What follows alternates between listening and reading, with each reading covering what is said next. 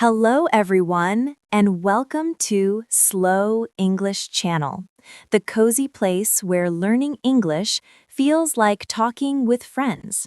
I'm Emily. And I'm Paul. Hello, Emily. Hello, everyone. How are you today? I'm great. I woke up early, made coffee, and felt thankful for this new day. What about you, Paul? I'm awake, Emily. That's already a success. I had my coffee too, but maybe I need another one. Oh, I know that feeling. And today's topic is something everyone can relate to, our daily life. Yes, daily routines. We all have mornings, afternoons, and nights, but the way we live them, that's what makes each day special. Exactly. Talking about daily life is one of the best ways to practice English. Simple words, real moments, real you. So true. And before we begin, friends, if you enjoy learning English with us, please click like and subscribe. It helps us so much. Yes, and tell us in the comments what's one small thing that makes your day better. Coffee, sunshine, or maybe your pet. Good one. Okay, Emily, let's start where every day begins. The morning. Mornings. For some people, they feel like a fresh start. For others, a small war with the alarm clock. I'm definitely in the second group. When my alarm rings, beep, beep, beep, my brain says 5 more minutes. I knew it. You're a snooze button person. Yes. And 5 minutes becomes 10, then 15. Suddenly, I'm late and running like a superhero without powers. That's so true for many people. But I'm different. I wake up before sunrise. Really? Why so early? Because I love quiet mornings. The air is fresh, no noise, no rush, just me, my thoughts, and a warm cup of coffee. That sounds peaceful. My morning feels more like a race. But maybe I should try your way. Start slower. Breathe more. Yes, that small change can really help. When you start your day calm, your mind stays clear. It's a small secret of successful people. That's deep. Okay, let's talk about breakfast. The real reason I get out of bed. Of course. So, what do you eat, Paul? Toast, and maybe a banana. Quick and simple. I don't have time to cook.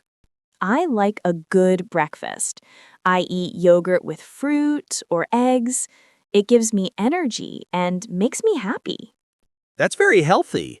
You know, it's funny, people often skip breakfast thinking it saves time, but it just steals energy from the rest of the day. True, breakfast is not just food, it's the first promise you make to yourself. I'll take care of me today. Wow, that's beautiful. I never thought of it that way. And now, after breakfast, the classic challenge choosing what to wear.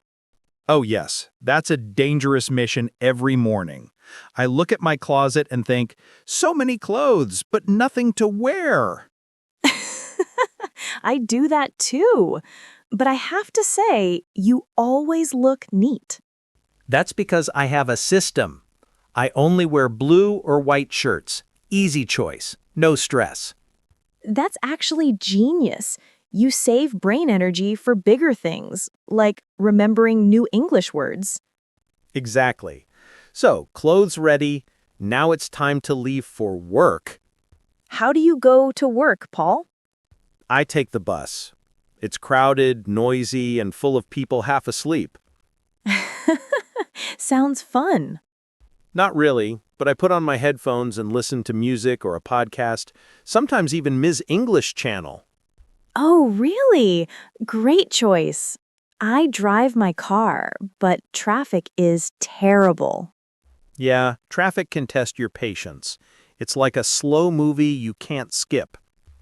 I know, but sometimes I turn that time into learning time, listening to English audio, or repeating words out loud. That's smart. It's like turning stress into study. You can learn anywhere, even in traffic. Exactly. That's what I love to tell our listeners. Every moment can teach you something. All right, now we finally reach work, the place of coffee, computers, and meetings. So true. What's the first thing you do, Paul? Easy, more coffee. Then I check my emails and boom, the day officially begins. Emails are like little soldiers, waiting for orders. They never stop coming. Exactly. I read, I reply, I attend meetings, and by lunch, my brain needs a vacation. That's when lunch becomes the hero of the day. Totally. So, do you bring lunch or buy it? I bring it from home, usually salad or a sandwich. It saves money and time. Wow, you're very organized. I buy mine at a small cafe near the office. The food is good, and I get a short walk outside. That's nice too. A few minutes in the sun can really refresh your brain. True. Around 3 p.m., though, I always feel sleepy. Same here. That afternoon crash. I usually drink green tea or eat a small snack like fruit. I eat cookies. I know, not healthy, but they make me happy. Sometimes happiness is the best nutrition. I like that. Okay, now it's 5 p.m. The best words of the day, work is finished. Yes, I drive home. You? Bus again. I'm tired, but I look out the window. The city looks beautiful in the evening light. That's such a nice image. I think every person should have that one small moment of calm before reaching home. Yes, it helps you leave the stress outside. Then, when you open the door, you can smile again. Speaking of home, what's the first thing you do when you walk in? I say hello to my cat Bella. She gives me a look like, feed me first, then we talk. Typical cat behavior. I have a dog named Max. He runs to me like I've been gone for a year. That's the best welcome. Pets make homes warmer. Yes, and they remind us to slow down and enjoy the moment. Exactly. So, after greeting Bella, I change into comfortable clothes. Soft t-shirt, loose pants, no more blue shirts. That's freedom. I do the same. Changing clothes feels like changing energy. That's true. After that, dinner time. And that's where my problems begin. Oh no, cooking again? Yes. Let's just say I'm not a master chef. Tell me more. Once, I burned rice. Another time, I almost burned water. Don't ask me how. Oh, Paul. So I usually order pizza. Simple, safe, delicious. I actually enjoy cooking. It's relaxing. Cutting vegetables, listening to soft music, making something from scratch. That's beautiful. Cooking is like art. You create something people can taste. Exactly. And when you cook, you put love into your food. It's another way to care for yourself and your family. You make it sound so poetic. Maybe I'll try again, but with fire protection nearby. Good idea, Paul. All right, so dinner is done, the dishes are clean, or maybe still waiting in the sink. What happens next, Paul? I usually sit on my big red sofa. Bella, my cat, jumps up beside me, pretending she owns the place.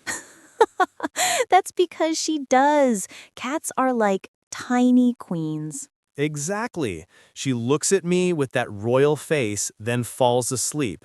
and I just sit there enjoying the quiet. I like that. The quiet moments after a long day are like little gifts. I usually light a small candle or play soft music. It helps me slow down. That sounds peaceful.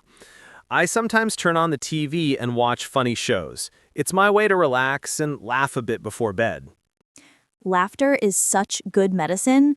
It releases the stress we collect all day. Even 10 minutes of laughter can change your mood completely. That's true. And I think learning English works the same way. You have to enjoy it. When you smile, you remember more. Yes, that's a great tip. If you're listening now, try this. The next time you study English, smile while reading or speaking. It changes your energy. I love that. Okay, but I have to confess something. I sometimes stay up too late watching one more episode of a show.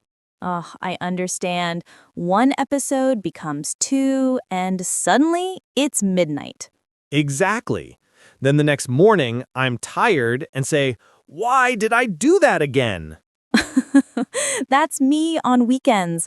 But during the week, I try to go to bed early, around 10. 10. That's impressive. I'm still brushing my teeth at 10.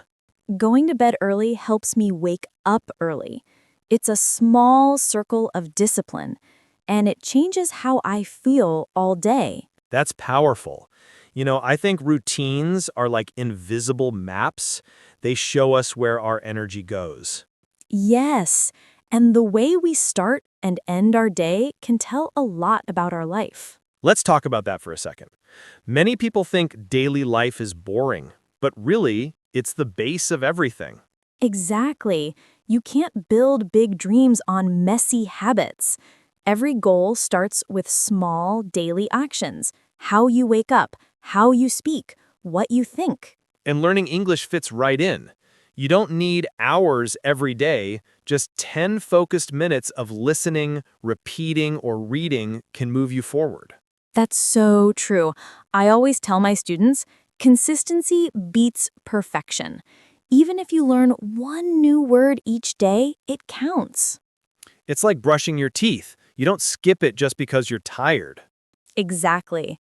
The secret is not doing a lot once, but doing a little every day. Let's give our listeners something to try tonight. Good idea. How about this? Before you go to bed, think about your day in English. Yes, like a mini journal in your mind. You can say, I woke up at 7. I went to work. I ate lunch with friends. It doesn't have to be perfect. The goal is to make English part of your real life, just like brushing your teeth or walking your dog. Exactly. And if you say it out loud, even better. Your brain learns faster when your mouth moves. I love that. You don't need books all the time. Your life is your best classroom. That's a quote worth remembering. Your life is your classroom. Maybe we should print that on a t-shirt. I'd buy that. But it's true. You can practice English while cooking, cleaning, or walking to work. Every sound, every sentence is practice. Yes. When you wash dishes, you can name things in English. Plate, cup, spoon. When you walk outside, describe what you see. Sky, people, street. And when you talk to yourself in English, you train your confidence too. Exactly. Language learning is not just about grammar, it's about courage. The courage to sound silly, to make mistakes, and to keep going. That's the heart of learning. No one speaks perfectly at first, not even native speakers. Yes, and the people who improve are the ones who don't give up. Emily, this makes me think. Our daily routine isn't just about tasks. It's about how we feel while living them. That's so true. If you fill your day with gratitude, even small things become beautiful. Like your morning coffee, my cat Bella, or the smile of a stranger on the bus. Yes, exactly. Those moments teach us that happiness is built from simple routines. So maybe the question isn't, how do we change our life, but how do we live each moment better? Beautifully said, Paul. And learning English can be part of that better life because it opens your world one word at a time. Yes, it connects you to new people, new ideas, and even new parts of yourself. Friends, if you're listening right now, think about your day. Which part could become a small English moment? Maybe your morning coffee, your commute, or your dinner time. That's a great challenge. Choose one moment tomorrow and make it English time. And tell us in the comments what it will be. We'd love to hear your ideas.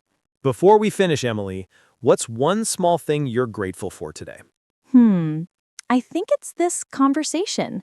Talking, laughing, sharing stories. It makes me feel connected. Same here. These small talks remind me that learning is not just about language, it's about life. Yes. And to everyone listening, thank you for spending your time with us today. If you enjoyed this episode, please click like and subscribe to Slow English Channel. It really helps us grow. And share this episode with a friend who's learning English too. Let's make language learning warm, fun, and full of heart. Before we go, here's a question for you. Are you a morning person like Emily or a night person like me? Tell us in the comments below. We read them all, and we love seeing your stories. Yes, your words inspire us every week. We'll see you in the next episode where we talk about what happens after work, how to relax, recharge, and enjoy your evenings in English. That sounds great. Thank you, everyone. Stay kind, stay curious, and keep learning. Bye for now. Bye, friends.